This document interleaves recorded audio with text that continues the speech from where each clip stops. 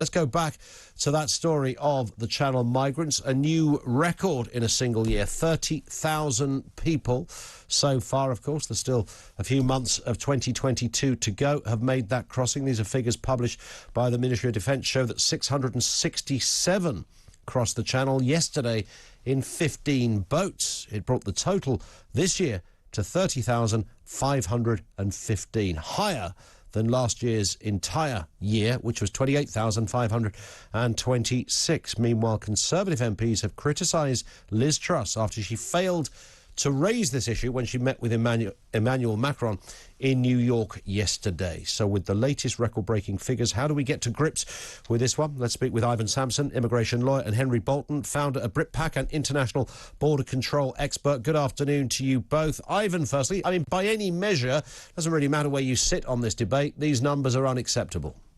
They are, and what's determining the number of people coming across the Channel is the weather. Not having a plan or some sort of strategy. We're simply being, if it's a bad day for weather, we get less people. If it's a good day, you get lots of people coming over. That's not sustainable. I think the problem was that when we left the EU, there was no plan to what would happen after that. Before we left the EU, we could resort to the Dublin Convention. So those that had claimed asylum previously on the continent could be sent back, and we can't do that. We were sending back 70,000 people a year under that convention. I think the figures at the moment, more important figures than the people coming across, is how many people are being removed, and that's zero. So that's not sustainable. And the borders are so porous, well, it's just not possible to patrol the borders between France and the UK. Because the initial mood music, we all remember. I can remember Sajid Javid when he was Home Secretary. Priti Patel gave it a go. In fact, you can go back to David Blunkett on the wider issue of trying to sort out immigration in this respect, as I'm sure you're more than aware, Ivan. But I think we can all conclude now that trying to send in drones or, you know, the Royal Navy was mentioned at one point, and goodness knows cutters were going to come in. None of that's really going to work, right? That doesn't seem to be the way to do this, so there has to be another way. What do you think that is? Well, look, at the moment, the plan is to follow the Australian model. And that's what the UK government are doing. That didn't work. The cost to Australia for returning people, which the countries they returned to, there was a agreement to return to those countries. We don't have any such agreements. But the cost was, I mean, people have bounded figures of £1 million per person. That's the cost they were being, the cost of returning people. That's not sustainable. I think that there has to be an agreement, a bilateral agreement with the French to deal with people crossing on the other side, so that there is a mechanism whereby people can claim asylum before actually getting to the UK. And that's one of the biggest problems, is that apart from the various policies we had for Syria, and which were very successful, we need something similar. Okay. The other issue is identity. When people come over, one of the biggest problems we have with returning people is that we don't have proper identity documents. So I think we need to use technology. There needs to be a responsibility for a minister to handle this problem. My advice to Ms. Braverman is don't let people set foot on the UK at all. It's a psychological thing. When you set foot on UK soil, you're here. Yeah. I would process these applications either mid-channel or on the other side of the channel, so they don't physically come to the UK. Henry Bolton, let me just bring in Henry, Ivan, and we'll come back to you. Henry, respond to what you heard Ivan say. I mean, I'm taking a guess here. The final point that he raised there might be something you would agree with.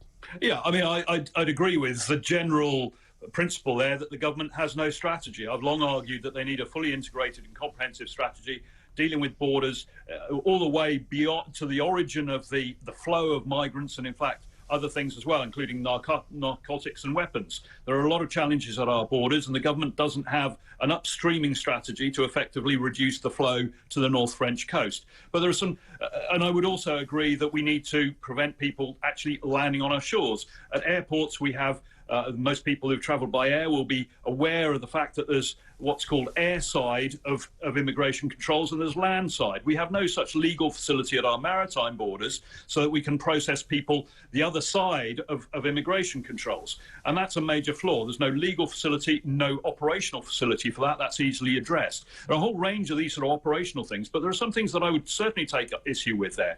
First of all, there is a common and rather harmful misconception that the Dublin III agreement, of which we were a part whilst we were in the European Union, enabled us to return people to France. That absolutely was not the case. Dublin III allowed any EU nation to send people back, including the UK, if we could identify which country they had entered the European Union through. So if they'd come in through, let's say, from Libya across the Mediterranean to Italy or Malta, if we could identify that, then we could go to that country, Libya, Italy or Malta, and ask them whether they would accept this person back. That obviously was a very difficult, lengthy, logistically tricky and financially expensive process to follow. And indeed, the European Union put a whole moratorium on anybody sending people back to Italy, Greece or Hungary because of the number of people that they were receiving there anyway. So we couldn't send them back. There is this total misconception that we could send people back to France under Dublin III, and I just want to correct that. But didn't Ivan, just to bring Ivan back in, didn't you suggest we were sending 70,000 people back a year under this convention? Those are the Home Office figures. I take contention with what Henry has said. You're talking about logistics. I'm talking about the law.